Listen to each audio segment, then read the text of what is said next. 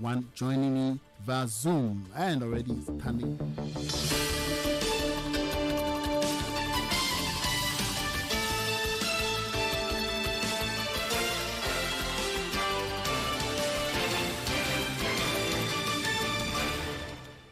Already right here in the studio with me is indefatigable political news, political desk editor, Wilberforce Asaase. Wilberforce, good evening.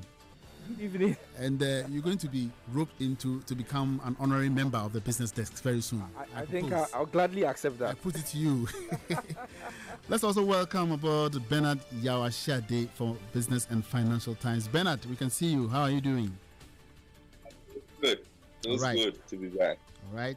So, of course, we're going to do justice to the various headlines in the business platform today. We'll be right back in a jiffy.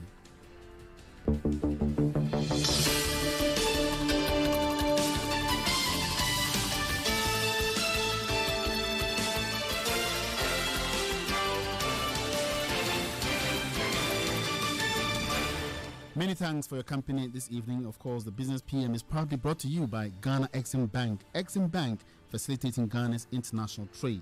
So quickly, I'll run you through what we have or we'll be working with today. And the first headline, BBC headline, WHO scheme COVAX delivers first vaccines to Ghana. Also in the Punch, Nigeria Stock Exchange market capitalization appreciates by 27 billion naira. And when we come home here, Joy Business is saying AngloGold earnings up 160%, Obuasi Mine major contributor. Also still on Joy Business, we will attract more FDIs despite COVID-19, Yofi Grant. City News, SEC warns, of course, also covered in AsaseRadio.com and Joy Business News. SEC, that's the SEC, the operator, the regulator of the capital market, warns the public against doing business with Wiseling Online Investment. We'll be telling you more about this pretty shortly. Ghana Web, NBSSI to recall funds paid into dormant accounts. That's according to the executive director of the NBSSI. And Gold Street Business, new blow to competition in Ghana's telecom industry. All right, BNFT, vaccination drive requires active sector participation. Private sector participation, that's according to Carl Bank MD. And NorthernReport.com, Ghana Airport Company Limited in financial difficulties, that's according to Transport Minister Designate. So these are the headlines. Quickly, let's start with the good news today. WHO scheme COVAX delivers first vaccines to Ghana. Ghana has become the first country to receive coronavirus vaccines through the COVAX Vaccine Sharing Initiative. The World Health Organization WHO program aims to ensure that vaccines are shared fairly among all nations. COVAX is aiming to deliver about 2 billion doses of COVID-19 vaccines globally by the end of the year. A total of 600,000 doses of vaccine developed by AstraZeneca and Oxford University and produced by the Serum Institute of India arrived in Ghana's capital, Accra, on Wednesday. Vaccinations are expected to start next week with prioritized groups such as health workers, people over 60 years, people with underlying health conditions, and senior officials. All right, so Wilberforce, how did you feel? When you saw the aircraft, delivering the vaccines to Ghana? Well, so no matter how you look at it, I think it's good news that our country, Ghana, is the first country to be considered by this COVAX initiative to have this COVID-19 vaccines coming into our country. Now, notice that Ghana already has on ground an immunization plan that we have used over the years in our country. So it is very easy to present a case as to why we should be considered, because you know that we've done a lot of vaccinations. For example, polio. We went through that vaccination process, and most of the pregnant women, when they go to the hospital for antenatal care, they go through vaccinations, and all the equipment, they have these small bags that has a cooling system that is able to keep vaccines and all that. So for me, I think that it is good that as a country we are amongst the first to be considered in the COVAX initiative. Now, let's look at the economics of it. Ghana Health Service tells us that if we were to pay for this, then one person would pay $2.6. That's about 3 cedis, right? And then that's 30 cedis. Yeah, so if the calculation is anything to go by, they are looking about $2.50 for each person. That means that for the 2 vaccines that each person is supposed to get, that's about $5. Okay, $5. $5. And that's about 30 that's cedis. about 30 cedis approximately. And so if you are looking at it by way of that, then you are looking at just opposing that with our 30 million population. That's huge. Then we are looking at about 900 million Ghana cedis that government must spend in this cause of immunization. That is, if we are buying the vaccines. And definitely beyond this 600,000, we'll be buying more, because this is just the first, Okay, so I don't know about even buying, because this initiative, the COVAX initiative, is supposed to be sponsored. Free by WHO. Yes. So Ghana, I know, is on the move to be buying some vaccines from Russia, the Sputnik 5 vaccine and all that. But whatever it is, if we are putting figures to it, then we are looking about $150 million or 900 million Ghana cedis to be spent to doing the vaccine. Now, this is just the purchasing of the vaccine, the logistics on the ground, because people have to move, people have to go to places, you have to take care of all the persons conducting the vaccine. So it's a whole agenda that all of us in Ghana must support, actually, to make it successful. Well, let me also get the views of Bernard. Bernard, what do you think about this first, consignment of doses that have arrived in the country, the cost of it? I think actually the one we have is one of the cheapest. The Moderna one is very expensive and very difficult to deploy around. And so if you look at the cost of it, just like my senior colleague said, it will come up to a total of 900 million Ghana cedis. And in these times in which we are, we don't have that money. So we very grateful for this COVAX facility. It's giving us 600,000 doses.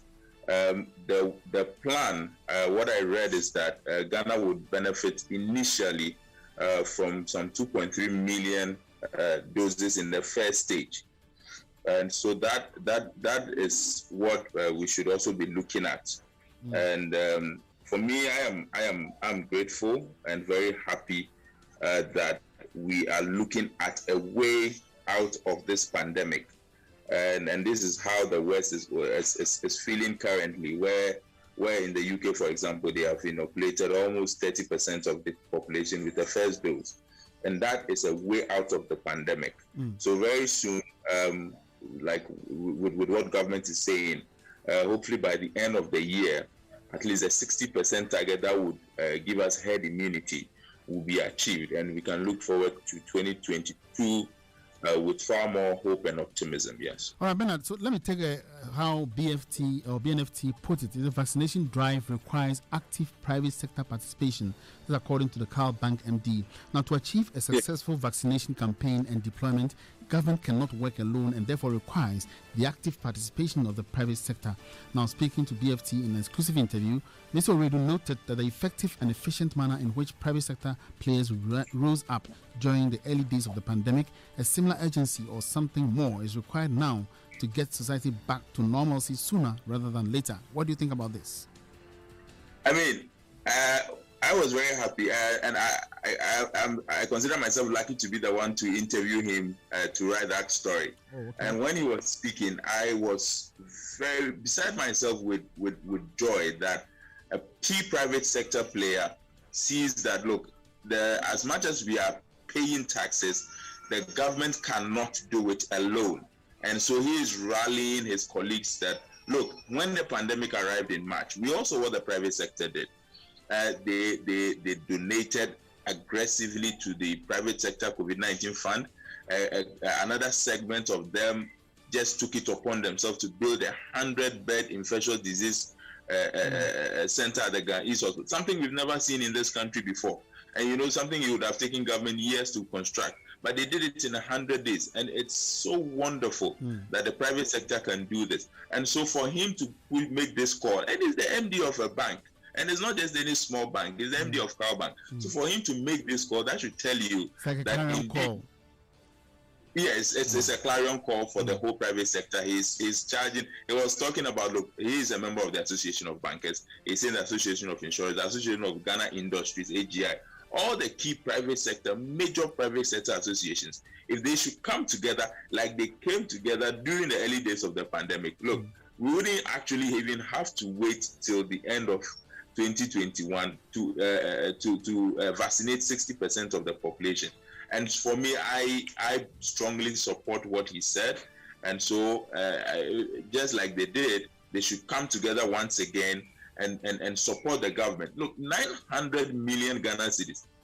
It's not small money. Yeah. Now, what about us? So what's your take on this response? Or the call for private sector to get actively involved in this? Because whether we like it or not, the effects of the COVID-19 pandemic is hard.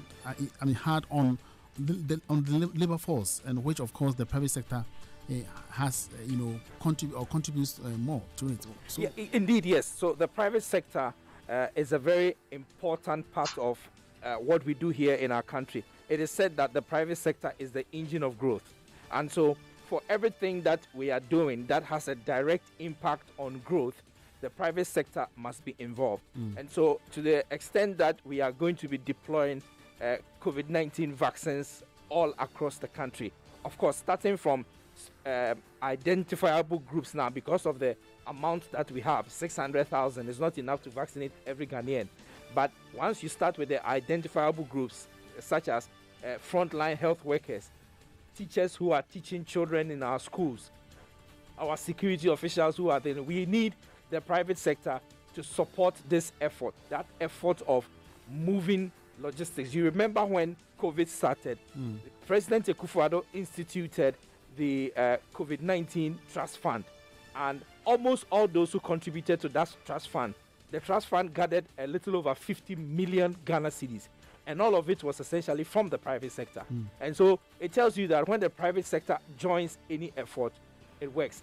During the monies that were accrued at the COVID-19 center, most of it was used by the trust fund to help deploy COVID-19 safety protocols to our schools when the schools reopened, if you remember, under the senior minister in the Akufo-Addo 1 administration. And so private sector participation is essential when it comes to doing things like this and achieving success. All right, let me bring on board Toma Inide, who has just joined me. Toma is a business Wall Street Business Managing Editor. Toma, you're welcome. Thank you. Now, we're talking about the first consignment of the vaccines that have been arrived or that have arrived at the Kotoka International Airport this morning. Now, we're looking at the economics of it. What do you think about the cost involved and accessibility to the population? Well, as my brother here was just saying, this thing needs to be a joint effort between the public sector and the private sector. I mean, first of all, as you said, there's the COVID-19 trust funds. The money in there should go into supporting government. There's also a private sector trust fund for COVID-19, the one that sponsored the infectious disease center, which government is claiming as if it was there. Actually, it was done by the private sector COVID-19 trust fund. The money they still have left there should also go into buying these things. I don't see why. Do you think there's some money left there? Yes, there is. Because of the cost involved in taking care of COVID-19. The bulk of it went into building the center, but there's still some money left. Okay. And money is still coming in.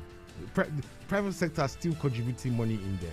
But first of all, I think that medium to large size companies should be able to sponsor the vaccine for their staff. I mean, because this is a health issue. This is a health issue. I mean, a lot of them anyway have health insurance. I don't know whether COVID-19 vaccination would be covered by the health insurance. But the fact that it should be a cost which you should take is for the health benefit of their staff. So that takes out a large part of the productive side of the population, people who are working. If government pays for its own workers, private sector pays for its own workers, the most productive part of the economy is now taken care of. Okay. You understand? Let's move on to joint business. Now, we will attract more FDIs, that's foreign direct investments, despite COVID, according to Yofi Grant. CEO of the Ghana Investment Promotion Center, Yofi Grant, is optimistic Ghana will attract more foreign direct investments despite second wave of COVID-19. According to him, the Ghana Beyond Aid initiative has made Ghana a more attractive market for investments. He said whilst companies are trying to recover from the COVID-19 pandemic, they will require resources in the process, and thus Ghana and Africa have an attractive market for them. He further said there are several partnerships and linkages foreign entities can look for without being present in Ghana. Now I'm coming to you, Bernard Ashadi. What would attract more FDIs into the country in this second wave of the pandemic? I mean, even in the first wave, during the second half of the year, the GIPC recorded some very impressive numbers. And I mean, this is a time that no one knows much about the pandemic. The world was still in a lockdown. We had gotten into a lockdown and had come out. And because of how we managed our first lockdown, our first wave, we were able to attract a lot of foreign direct investment. And I remember Mr. Yofi Grant was very excited when he was discussing those numbers. And even at that time, we were able to attract FDIs. I believe at this time, we definitely can attract more FDIs despite the second wave. But don't forget, there's also a vaccine in the system. At least 300,000 people are going to get inoculated. And that would help at least assuage the fears of people, especially in the health sector. So I believe that attracting the FDIs, as long as the GIPC goes about its business the way it's been going about it since 2017, getting those monies in would not be much of a difficulty. It's about deploying this capital into productive sectors of the economy, not just productive, but sectors that would generate jobs. Because really, the rate of unemployment keeps rising. If this monies or capital will come in and then generate much needed jobs, that for me will be the good news. Bringing in the capital is not a problem. Look, we have over the past 4 years, we have been able to streamline the regulatory regime. A lot of bills have been passed that are being implemented. The New Companies Act, the insolvency bill that is also, I think it's also been passed. The cleanup of the financial sector. Look, the economy is actually on a right footing before COVID came in. Even with COVID, the GIPC was able to attract a lot of FDI. So this second wave, really, I don't see it as going to hamper economic progress as much as even the first one. It's about deploying this capital into sectors that would generate much needed jobs. Thomas, you want to comment on this? Emmanuel, first of all, we just have to face the fact that no matter how good our intentions and the quality of our efforts are, COVID is going to slow down FDI inflows into Ghana. Just the way it's done, Ghana has got off very well compared with the rest of the world. If you look at the latest UNCTAD investment monitor report, it's really, really bad elsewhere, both developed and developing countries. But the fact is that it's also going to affect us. Now, when we say let's not overemphasize the recovery in investments that came during the second quarter of last year. That was because GIPC was able to sell some specific large-scale investments which is had on its table for quite some time. All right, it was not that as a general trend suddenly FDI started rising. There was some specific large-ticket investments which GIPC was able to sell towards the end of the second quarter. Ghana is being affected just like the rest of the world with a slowdown in FDI. What we need to do now is that we need to batten down the hatches, get ready all these specific investment opportunities which are lying there, all right, and wait to when the rebound starts. See, the problem here is not about the sickness or something, because Ghana has done very well compared with other countries in the world in terms of number of confirmed cases, number of fatalities. Okay. The danger is the effect on the economy. And Bernard has pointed out, our economy was doing very well before COVID, but COVID has upset a lot of things.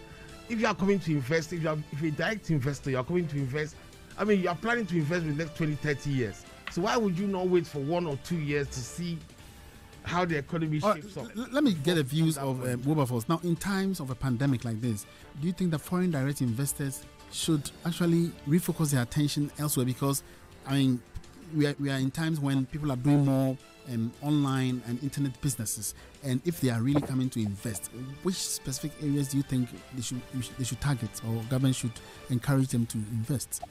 All right, so perhaps I don't know, maybe Thomas is more of an expert on that, the question you're asking, but I want to believe that foreign direct investments is something that a country like ours will always want to encourage.